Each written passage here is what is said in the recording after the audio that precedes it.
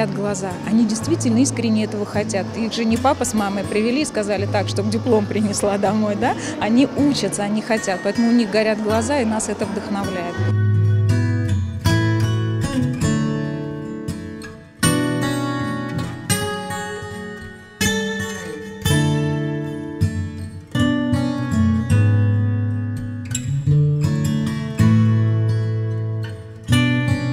Когда ты начинаешь или рисовать, или вышивать, это ощущение сравнимо с первой, со второй, с третьей любовью. Это сколько Бог кому даст. Но это вот именно необыкновенное ощущение счастья и возвышенных чувств.